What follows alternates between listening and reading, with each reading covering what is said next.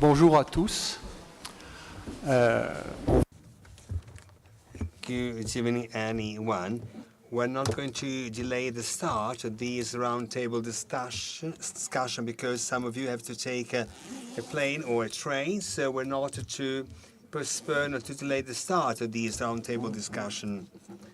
We have three people who sacrificed themselves in taking part in this roundtable discussion, who wanted to be so kind to accept to take part and present their reactions on these days. So they're going to speak one after the other. First, we have Renzo Sabbatini, then Patrick Wallis, and then Julie Claustre. No, Julie Claustre the second, and Patrick Wallis the third one, sorry. If you want to react, so at the end of this presentation, you will be given the floor, so you know how this is going to work. The microphone is always available for you. So first, Renzo, then Julie, and then Patrick Wallis. Thank you. It's me who thank you for the trust and honor. So my first Settimana Latina was in 1991, production and trade of paper and book, when I got the opening speech, which profoundly marked, up to now, the development of my research. And then I also was at the week almost all years. Just a few things I want to share now. I mean titles. So mostly they start from this experience, and they also remind some generic themes of modern history. Fin dal momento della... From the very beginning of the first proposal of this week, I said with conviction that we had the opportunity of making this thematic choice. A well-conceived proposal also in the title, Trade Association, a formulation that gave us the chance to be focused on lexicon, distinguishing their very and different forms of guilds, religious confraternities, and also the social mutualities.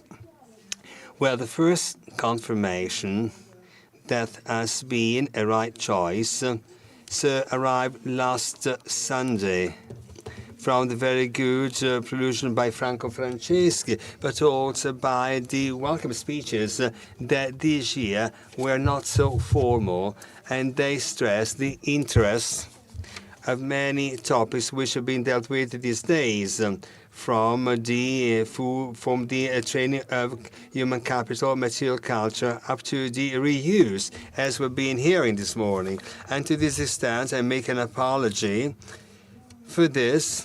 If I'm going back to my first love, paper was made with the old rags of hemp, and cotton rags. So a very good example of reuse. There is a lot of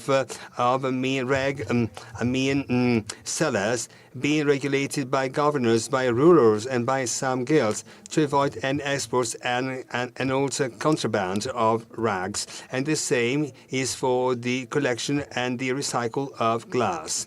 The geography of the intervention went from LVII to the Ottoman Empire, Portugal, Spain, Germany, UK, Italy, England, but that has been always one of the main distinctive features of our Settimana weeks. In my opinion, the merit of these days has been the one of reproposing a classical theme of our economic geography that runs the risk of being a bit obsolete for the disciplinary approach, microhistoric, the analysis of the statutes, but also for the problems that have been placed in a different light. And the themes examined so many, from the role in the dialectics, decline, resilience, development, and the analysis of the recomposition of entire business chains, from the enhancement of produce to shipbuilding. So we have spoken of textile industry, silk, cotton, linen, and hemp, and also paper something. This activity, just to be always very well placed, it was always out the towns, since they got the need of having pure water and not just for driving force. So guilds are just exception for paper. Colle Valdelsa is one of the few cases from the beginning of the 14th century, since they had one art of paper with a quiet string statues, which has been always found in past weeks in the State Archives of Siena. And I will be doing something about this next. The classical theme of cooperative rules is a guarantee of quality and defense of consumers. This has been widening up to reaching the problems of counterfeiting and imitation. Hence, the spread of guarantee lead seals and also counterfeit sometimes. In paper making, counterfeiting of a watermark is widespread. I want to make a reference to one vicissitude, which is a bit funny, thus concerning the production of paper in Tuscany from Amsterdam at the very beginning of the 18th century. We got, just the mold for making false paper made in Colle Valdese with Amsterdam watermark, and then marketed by the Dutch as real paper. So the project failed because, paradoxically, paper, false paper, fake paper, was more expensive than genuine paper. So furthermore, in the 70s of the 18th century, in his Treaty of Commerce, Richard Chantillon suggested the merchant to falsify the provenance of draperies, so consumer would realize of their low quality just wearing drapes on. Other reports, or communication, collected this with other aspects. History of science, history of techniques, and also history of art. Enough to remember the presentation on lime makers and the use of different limes for other systems, images of power and claims of social prestige. Many times we went back to that. As to the human capital formation, we went back to table the land and the characteristics of apprenticeship, and the focus has been rightly addressed to the way of passing the examination, entrance examination. So, and also swindlers, fraud. So, very nice examples on mistresses, weavers in Lucca. They pretending to feel hot. They open their fan and start just refreshing them up. But the fan contains a lot of answers to the question asked during the application examination. And so we've seen also episodes of fraud, corruption of the same examiners. Briberies also have seen very interesting these reflections developed with a great deal of intelligence with these stand patrons of several arts, with their communicative and religious strength, but also with the spirit of belonging. And also, I believe, to the consideration about the political role of the governance of these guilds. With some presentation, we came straight to the conclusion that when this was not formally present, like for Italy in Milan, Venice, or Lucca, not for this reason, so it was not there available. And so we have spoken of cooperative, companies. And also we got another formula yesterday, going back to Thompson, of more economy, Emma Thompson, even though this interpretation is not so explanatory. In these days, we went into the artisan workshops and we met the masters, his family members, so apprentices, kids, children. And also, I can think of a paper mill, but the insertion of female workers, also with traditional male-run roles, makes the Genoese model happy in this Europe of the 16th and 17th century, marking the Florentine manufacturing lagging behind for some moral prohibition by Cosmas III. Sometimes we have spoken of feminization of silk looms, gender points. This will be dealt by my friend Julie. So stop here. So in some presentation, we with topographic attitudes.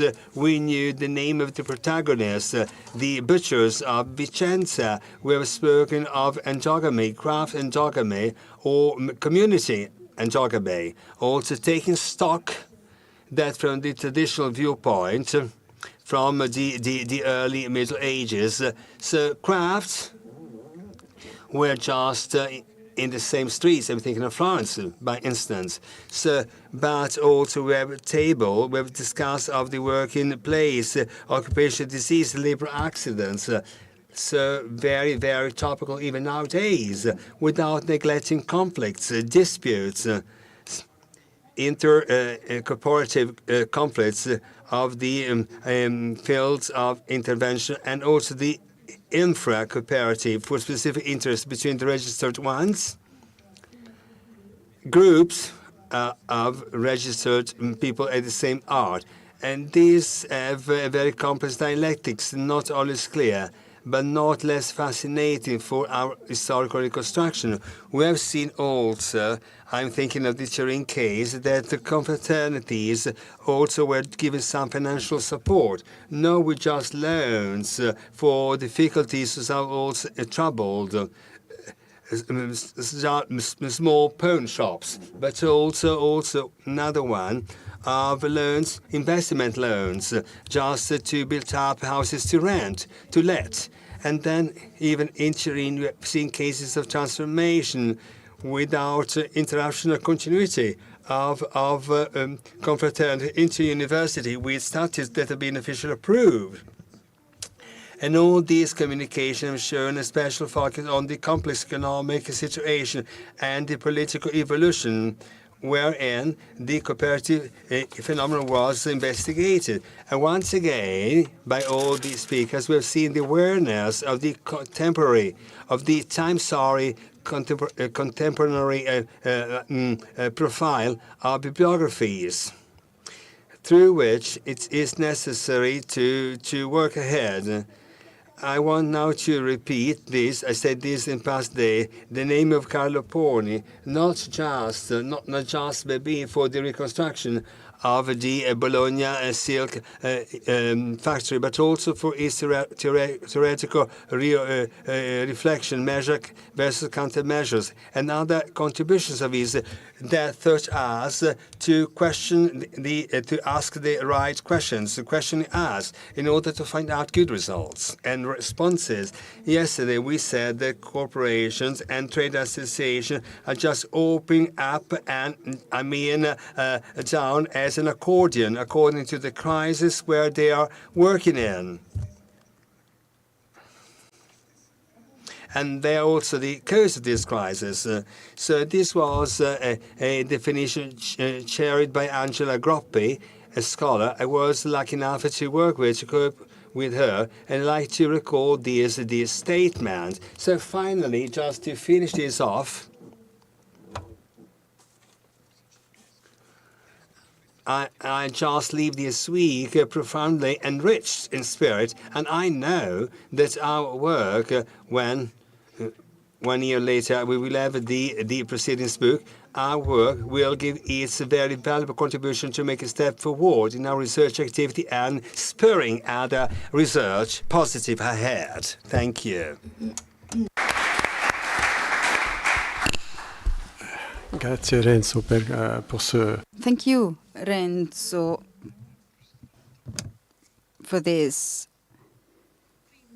overview. Thank you.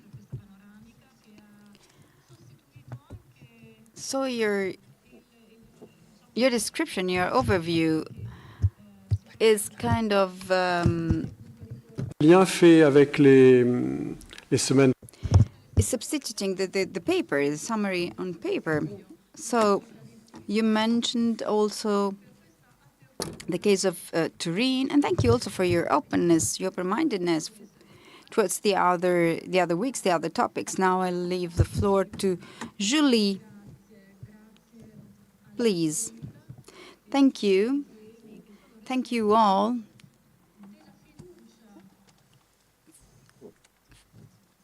So thank you all to all the people who showed me trust and also who invited me to participate to this round table. I apologize. I actually had some difficulties in having this double role of speaker and participant to the round table. So I will present something very subjective. So I apologize. Firstly, maybe I forgot something. So I would like to present some 3 points. Well, first of all, as you have understood, I have been interested about spaces. Then I would like to talk about documentation, the types of documentation, and then very briefly, I would like to say something about gender and female workers within guilds.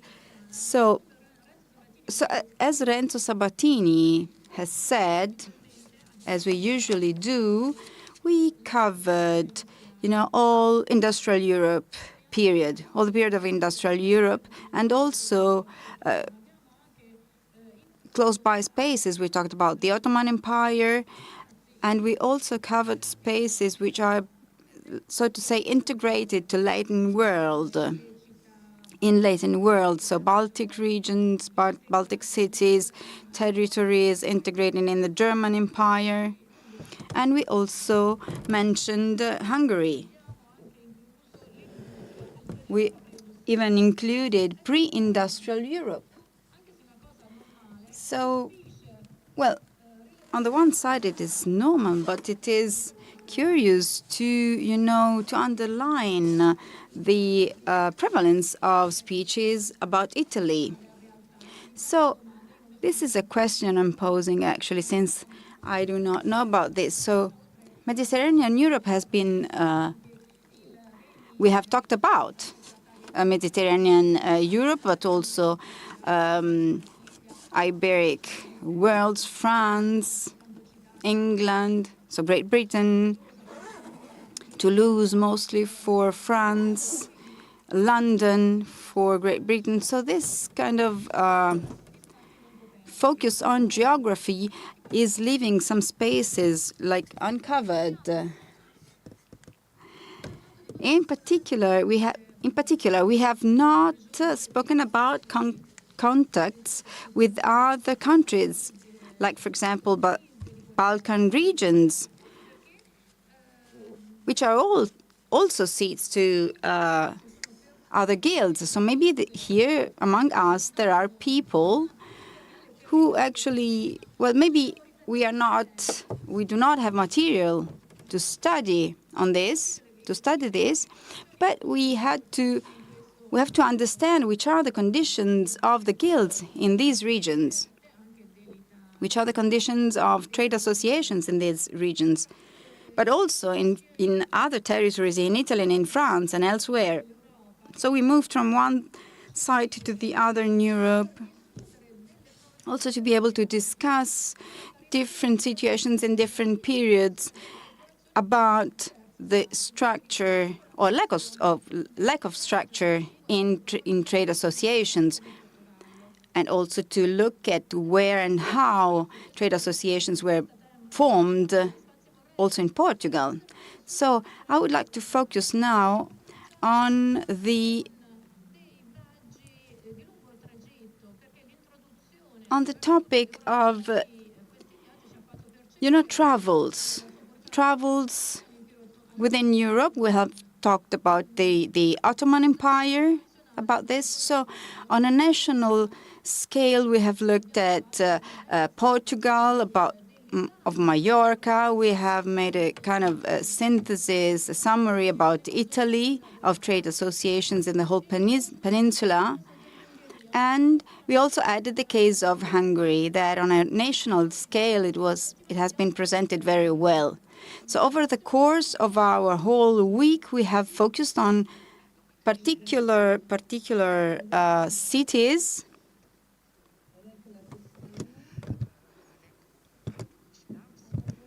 L'échelle locale, ville de Londres, ville de Paris, ville de Florence, ville de Venise, de Toulouse, Vicenza, j'en oublie sans doute, et à nouveau je m'en excuse. Et puis échelle, parfois micro-locale, et ça c'est moi qui en suis. So we have focused also on microeconomies. We have seen that there's a diversity of situations reflecting the process, the progress in the formation of trade unions in these places. And we also have seen some comparisons between different cities and different situations at a national but also international level. So my takeaway is that, well, I'm deeply convinced, I deeply believe it is important to discuss and to confront each other, so to exchange ideas and knowledge. So maybe the topic of trade associations imply particular on the topic, well, this is maybe a bit speculative, I must say, I must confess, because the micro scene, the micro reality is very interesting. Also to look at your neighbor is always very interesting, to look at close by realities. And also the topic of, the checks, the visit of the overseers, of the supervisors in the workshops. That was also, let's say, strictly linked to the power of the guilds to protect themselves, also at a very local level. So we can see this kind of resistance within the guilds or of the guilds with respect to public authorities. So we see a local layer, a local aspect, and a more national or public layer or situation. So there's always, the implication of the connection with the political scene and political power, so that is public authorities. Of course, it is always difficult to come to a synthesis. It is important to remember that the relative strength of the local corporative model can be very local. So in Paris, for example, the guild gives no access to the local government.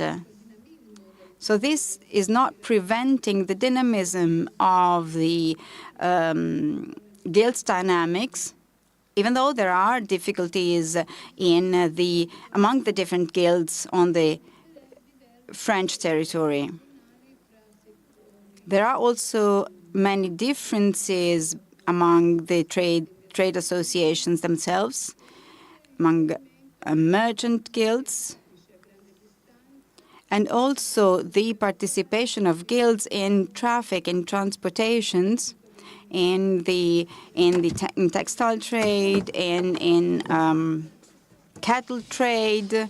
So we have different contexts, and we also have different framework of norms and standards on a local and regional scale. Something we have not talked about a lot is also this one. Filippo, please tell me when I'm out of time.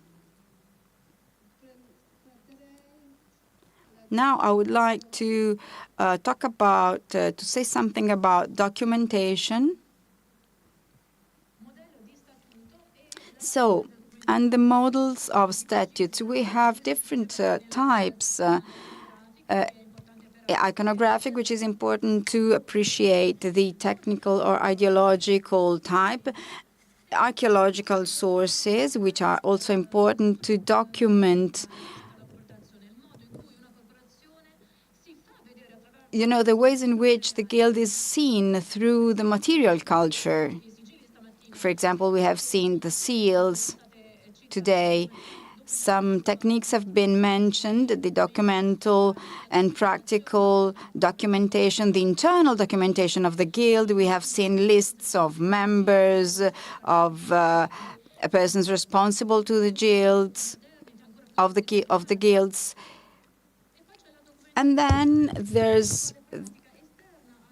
there are the textual, very practical documentation, which can be of the city council, fiscal documentation, registers, ledgers, other documents by notary publics. For example, documents about the training of apprentices, apprenticeship contracts, wills, accounts, and communal correspondence. So we covered actually a huge quantity of sources and kinds of documents. So in my opinion, well, I think it is very important to have also resources coming from the judicial documentation. So, and also the whole topic about the members of the corporations. It is very, very, very important. It is crucial. So that said, with this variety of types of documents, we do have a kind of documentation which we find over and over again. The written documents, we find it over and over again over the centuries. So the guilds also use statutes. We also found a printed copy of statutes and norms, statutes of the corporations, and these are crucial. We also heard about speeches based on regulations, very specifically with quotations and with very precise clauses and specific points, allowing us to highlight certain kind of information, certain kind of data. We have seen that also a variety of sources from the standards, from regulations again, which also was constantly updated, but this was also over and over the focus of our speeches. So statutes and regulations, they let us understand the structure, the juridical structure of the guild, of the corporations.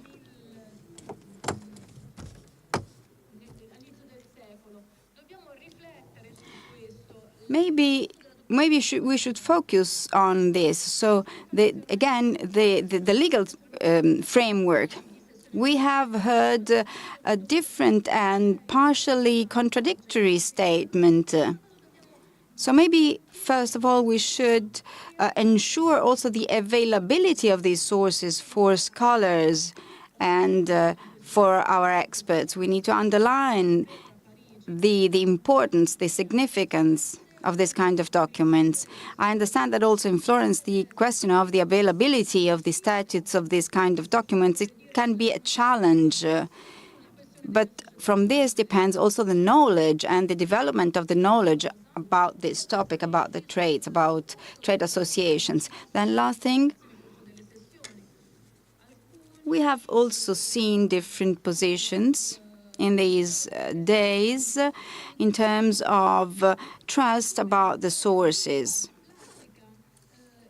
Of course, also the regulation and standards and statutes change over time. As I was saying, some speeches based completely and solidly on the regulations. Some others put them into question. They spurred doubt and discussion on that. So sometimes we have said that some regulations were not applied. Of course, this documentation also has its limits, but these kind of sources are not always completely clear and neat. So we have a lot of topics to discuss on, and I would like to conclude just saying Well, we also had a very short session about gender in trade associations, and I would like to add a couple of words about this. In connection with the documentation again, with the topic of documentation. So the speakers presented a lot of information, and again, I apologize to the French colleagues. I think this word exists also in French, but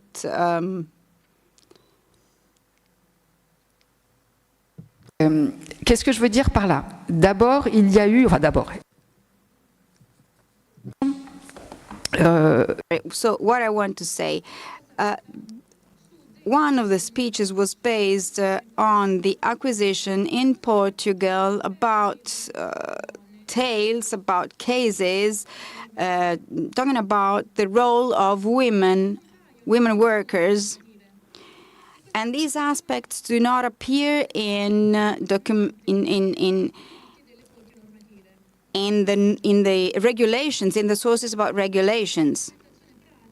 So this is also a limit of the written documentation. This is also a case in Florence. So it is important to, read the documental sources. Okay, in connection with, for example, censuses, anographical documents, demographical documents, so other documents, so that double-checking and, cross-reading different documents, we can get out more information and more reliable information.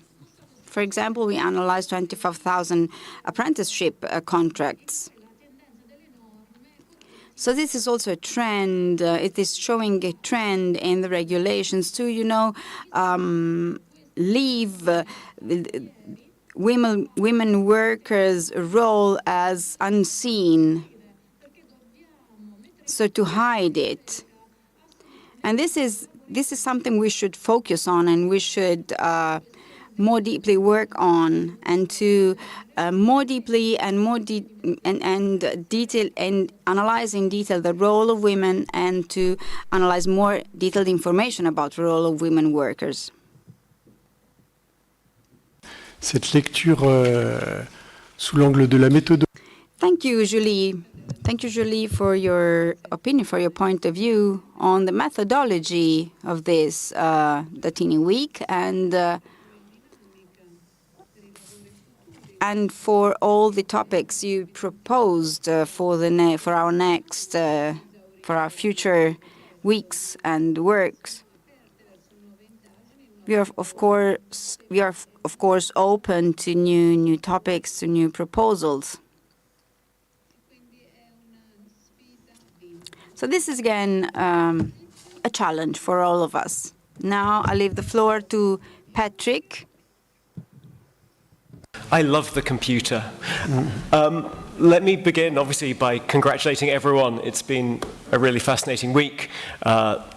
Brilliant contributions, lots of very thought-provoking questions. I'm going to take a slightly different tack. To avoid risks of favoritism, I won't be speaking about individuals. Instead, I want to talk a little bit in general terms. And the invitation was to offer a conclusion. So a conclusion implies a question. My feeling was that we have an enormous range of questions in this field, perhaps an abundance, maybe a confusion of questions. So feeling I didn't have a question to answer, I thought I would offer a few reflections. And like many reflections, this is perhaps very much about my own perspective, just as Julie emphasized. This is us on the spot at the end of a week. And I suspect that much of what I will be talking about is questions that I would to see as challenges with my own work as much as anyone else's. So forgive me. Two real reflections then. The first is methodological. Having listened this week, I think I wanted to try and group our approaches to do a little bit of a natural history experiment. I think they group into three types. On the first hand, we have anatomists, right? Paleoanatomists focused on these hard institutional remains. They have a few bones, an ordnance, a regulation or two. They fit them together. They show us a structure. Then we have a group of people who are, I think, paleozoologists. They're talking about processes within organisms, and this is usually because they have some extra evidence that allows them to see some or another process going on. And finally, we have paleoecologists. And these are people whose papers are understanding the guild in its environment and the way the environment is shaping the guild. They seem to be distinguished by having a way to observe some effects, some consequences in either direction. My first reflection is really that this third type is still perhaps a little too rare, but where we've seen it this week, and we have seen some excellent examples, it's really clear that the project of writing the history of guilds is much richer when we operate as paleoecologists. It's where our work connects best with other areas of historical interest, and it's where it's easy to say why studying guilds matters and why we might benefit from them. And I think two observations follow on from this really tortured analogy, and you can tell I have not slept quite enough this week. The first, we are studying an organism that is all but extinct, right? It has, nonetheless, outside of London, it has successes, however, that inform our work. Just as paleontologists draw from living species, lizards, birds, and they get really different pictures of the organism depending on where they start. They're getting different pictures because they're starting with different successes. We often are starting with different successes as well. Unions, professional organizations, chambers of commerce, cartels. Each of these is a powerful analogy. Each is also potentially a limit. And I think listening to these contributions, to me, the best have been very aware of when they are using a selected analogy and that they are thinking about this analogical as an analogy rather than as an equivalence. These are not unions. These are not cartels. They are something different. And the related observation is that as we work through this, we are necessarily projecting. I just want to say, apparently most are lizards, not birds. Just in case anyone was curious about the dinosaur metaphor, it's important to be sure. So the point about projection is this. Sorry, forgive the digression. That we, as we work, and I think you see this in a lot of the contributions this week, is that we are very often projecting back. We're taking fuller features from the best fleshed cases, and we're adapting them onto the skeletons where they exist. To me, this can at times give too much power to earlier studies. And I say this because earlier studies have within them the mental models that shaped them, the assumptions that shaped them, and I think that the challenge that this gives us is in recognizing and questioning those assumptions as we apply them within our work.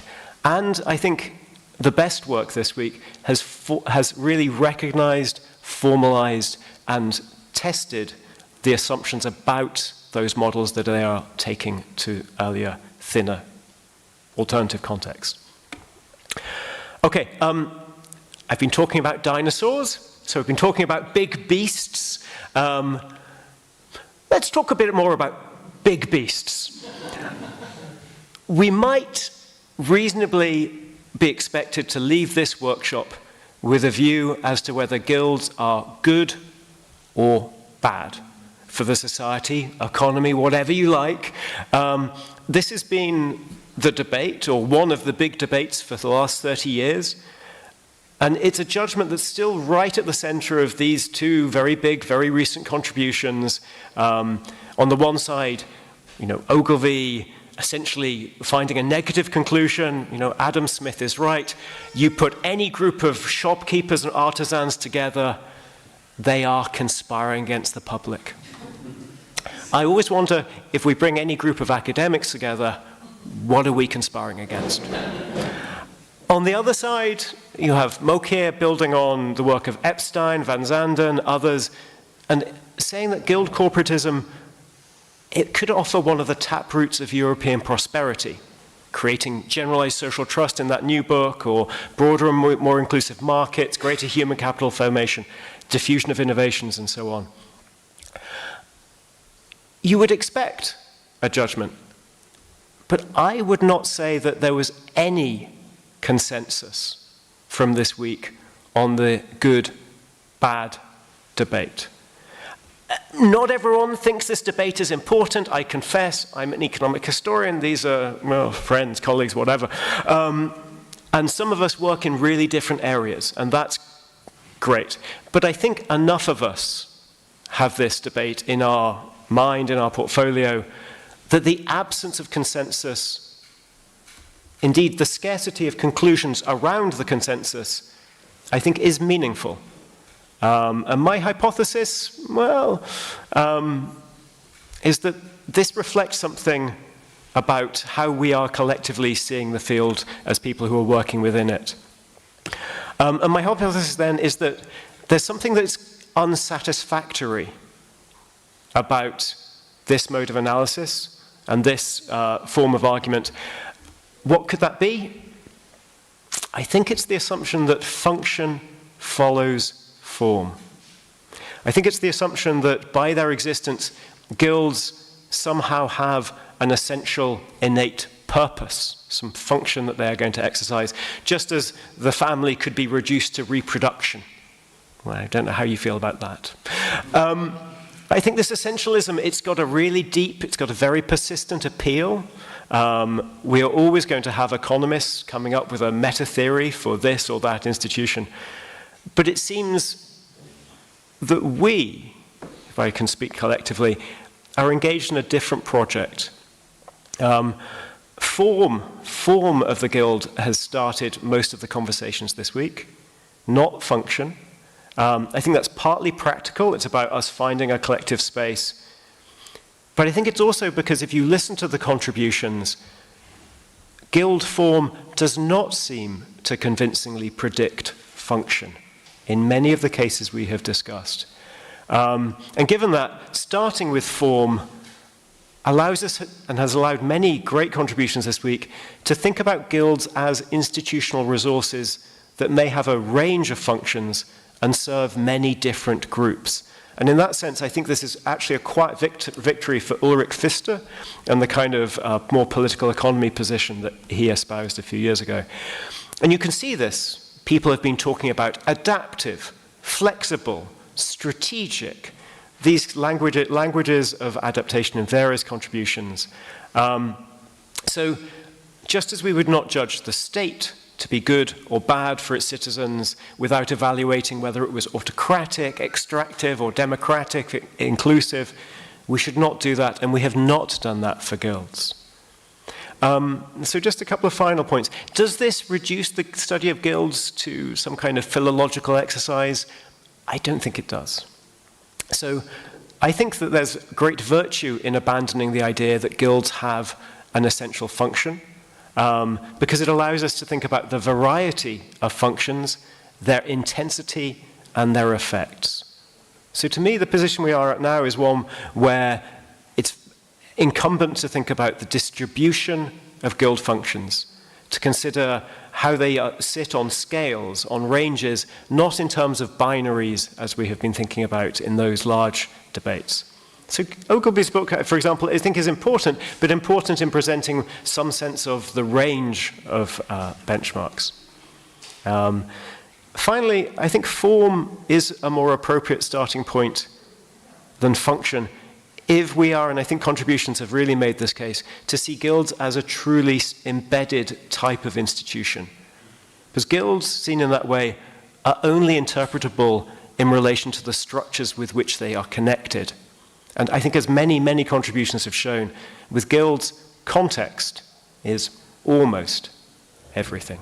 So let me stop there. Thank you very much.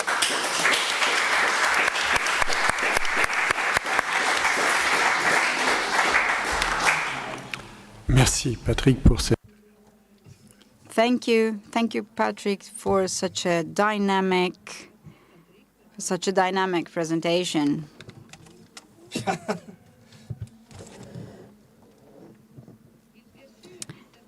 So it's a pleasure, to know that we evolved a lot, that we do not have much to do. Well, all this is possible. It's very positive, sorry, and I thank you again. Do we have any reaction, any comment, any question, any feedback? Does anybody want to say something, to add something? Please, we are open to any feedback. This was not very wise, Patrick. Showing dinosaurs means that you will summon a dinosaur. Yeah, so... Younger than I am. Only slightly, I would think. Thank you all. Thank everyone for a wonderful Settimana. Patrick, you addressed current issues. And I think we did not do that enough here in the past couple of days. And I think it is important that we do so. The near future will be interesting and difficult when it comes to labor. We see increasing inequality. We are on the cusp of technological change. We are in the midst of it. We are facing population aging and who is going to pick up the check, etc., etc. And there are questions about the future organization of labor, how to do this. I'm a naive guy. I still think that there might be a way to learn from history. Of course, we should avoid being anachronistic. We should be very careful. But I think that what each and every one of us are doing is very valuable and can be very valuable.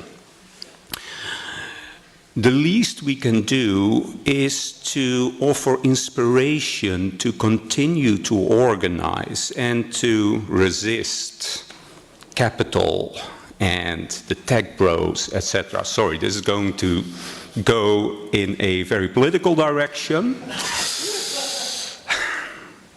But one thing I tell my students is that they should not underestimate the power of historians. Many historians are currently threatened with measures from autocratic governments, as you all know. And the reason why they are targeted is in part because historians control stories. And these stories, and this is also something that I tell my students, the stories is what is going to determine our futures. And the story that we are constructing and keeping afloat here this week is a story of the organization of labor. And it is our task to continue to construct and to flesh out this history and to criticize alternative stories that are emerging as we speak. You've all read the news the past couple of days. There's an enormous amount of fake history being rolled out. So I think it is important that we realize that we have this role as economic and social historians, that we are custodians of, well, you might call it truth or whatever we can learn about long-run development. Because, I'm probably not the only one who has the feeling that the pendulum of centuries of increased and improving labor organization is about to swing back. And our contribution to society could be and should be to make sure that we continue to support the story that we can back with empirical evidence. But to do this, we need to engage with the present and with our anticipations of the future. So, sorry, I hijacked this by giving some sort of my own final conclusions here. But I think it is important, especially for the PhD students and postdocs, to keep this in mind. We're not merely studying the past, but we should also try to contribute to the present and to, well, safekeeping welfare and security in the future. That's it. Again, I will shut up.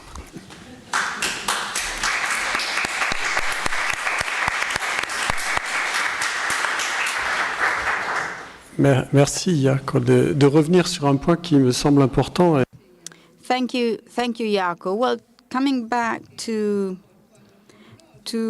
a point, giving the chronological sequence of the week, but also the political connotation of trade associations. Yes, I think I agree. It is important. It would be important one day to focus again on this and to go back on this nation by nation, so with a national focus.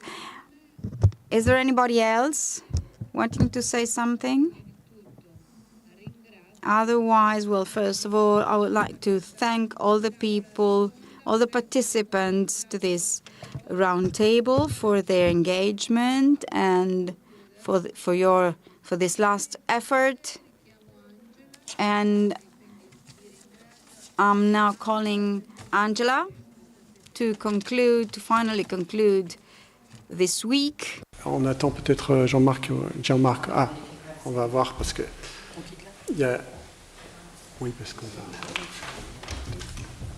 Bon, on peut peut-être les applaudir, ça va nous réchauffer en même temps. Merci beaucoup.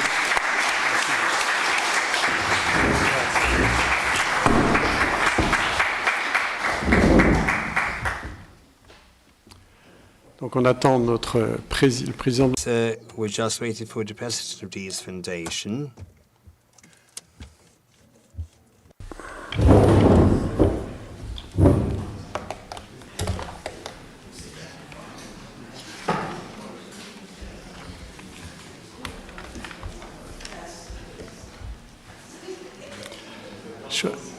Nous repartons tous avec des petits devoirs de vacances, apparemment.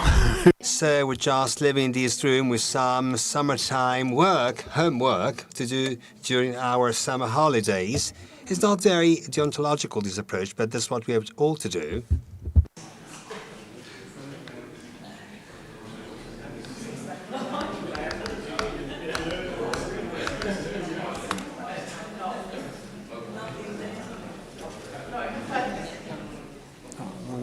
Non è qua? A che ora? È ancora arrivato, si è detto alle 4.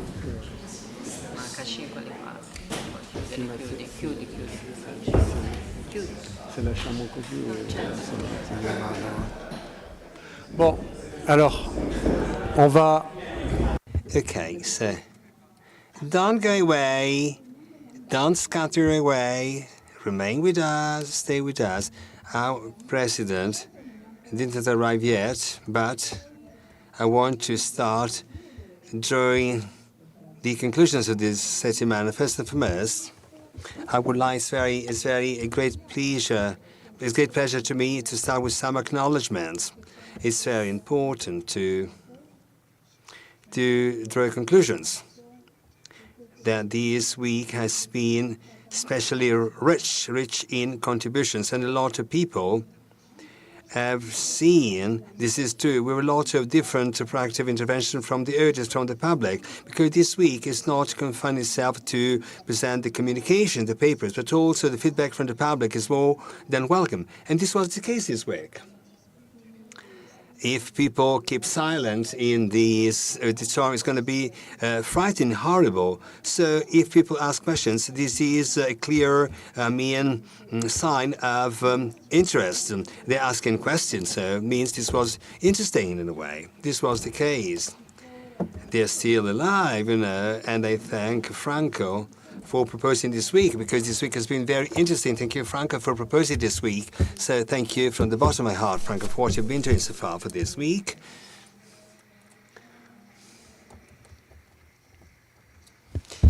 Donc je voudrais vraiment remercier tous les participants. I would like to thank all the participants, the discussants, and also anyone who respected the time allocated. And so I want to thank the public once again, and the participants. I would like to recall all of you, the public and the discussants, the speakers are the people who have to belong to this committee. I would like to thank the scientific committee as well that took part in this venue and the different levels. I don't want to give full details of all these points raised, but that's it. So, also, we have people in the shade, behind this stage in the shadow. And I want to thank these people a great deal in the shadow, because behind the stage, we don't use the artificial intelligence. Behind these phrases, we have some translators, interpreters. I want to thank these interpreters for their work, because their work has not been easy at all. Thank you from the interpreting staff, well, for your listening to us.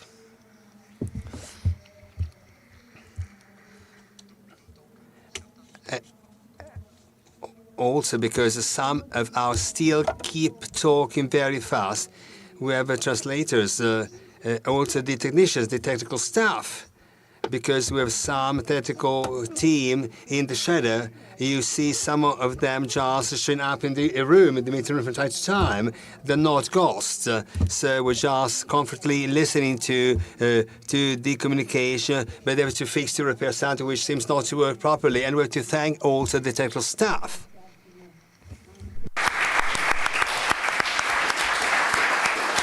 Alors il y a aussi une personne qui And also we have one person who works so discreetly in a way, gently, as all the people of the team in a very performing way.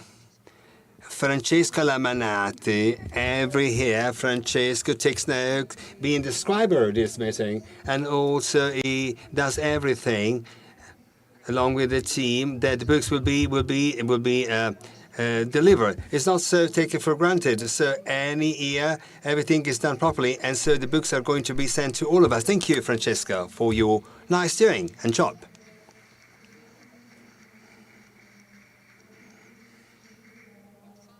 And finally, and not finally, also, we have our fairies, our guardian angels, the three graces we have at the entrance of our meeting room: Laura Bruschettini, Letizia Finocchiaria, and Federica Nigro. Very kind to us, very available to us. They're always there just to fill any gap and to fix any problem. So you welcome us with a large smile, even when you don't have your ID card in order to have your headphone back. That's one of the great assets of these three graces behind the stage. The three fairies.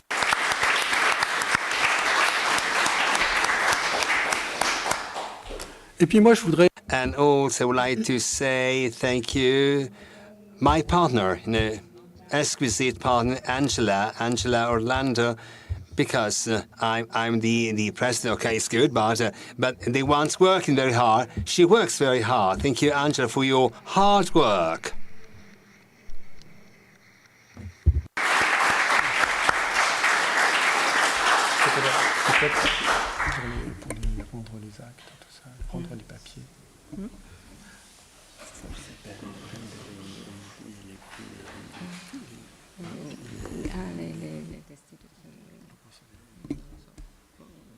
Bon, il va y avoir à rendre les.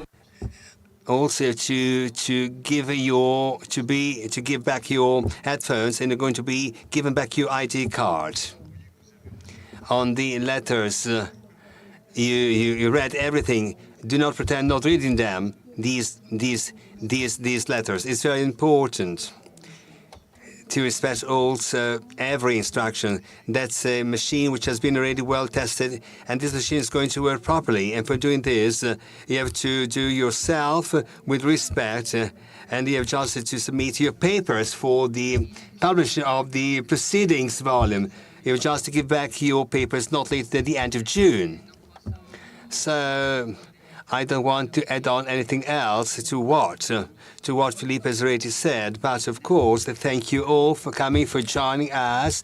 Also, on my behalf, thank you for being in Prato this week. This Settimana has been very interesting contribution, has been rich. The Q&A session has been very, very time-consuming, labor-intensive. Still, many of us present in this meeting room, and that's an additional sign of the appreciation of our work from all of you, and interest in the theme we're being dealt with today so far. Thank you again, and I hope to see you. I can't wait, but see you again the next year. Thank you.